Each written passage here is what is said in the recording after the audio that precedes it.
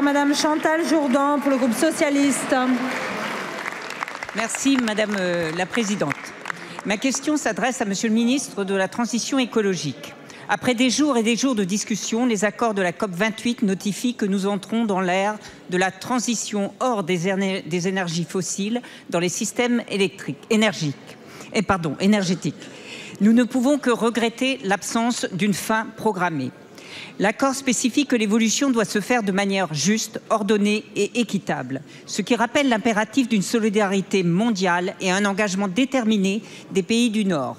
En effet, le défi climatique ne sera mené que si les pays les plus riches s'acquittent de leurs dettes écologiques et sociales. Je pense notamment aux populations déplacées envers lesquelles nous avons un dû humanitaire et que la loi immigration ignorait complètement. Jean Jouzel l'affirme, pour arriver à la neutralité carbone en 2050, même en 2070, il faut un changement profond de nos sociétés et une vision à long terme.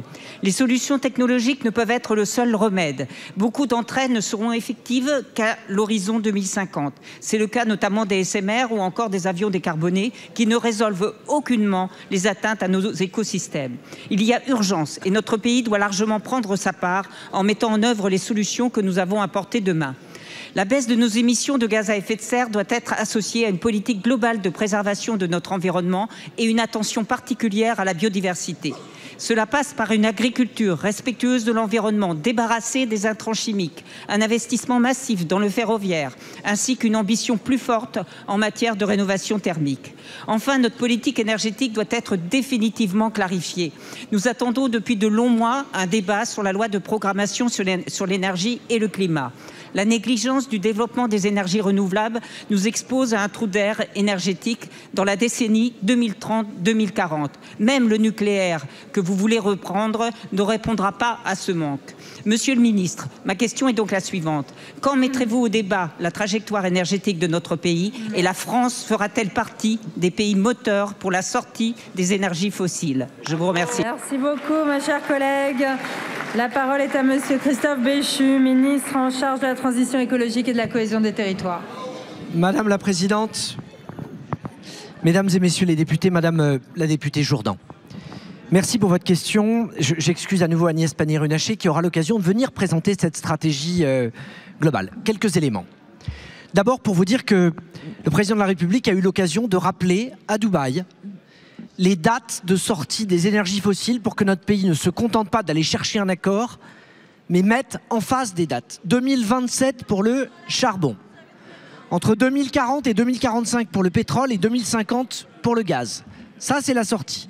C'est la suite, d'ailleurs, je vous le rappelle, d'une loi qui date du 31 décembre 2017. Vous faites bien de citer Jean Jouzel qui était à la COP, qui a rappelé à un certain nombre d'interlocuteurs la nécessité qu'on ait ce calendrier et qu'on ait cette ambition.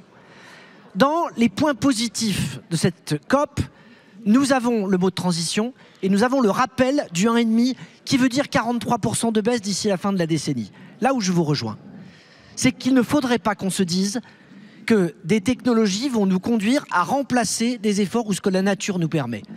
Le meilleur stockage de carbone qui existe, ce sont nos forêts et nos sols.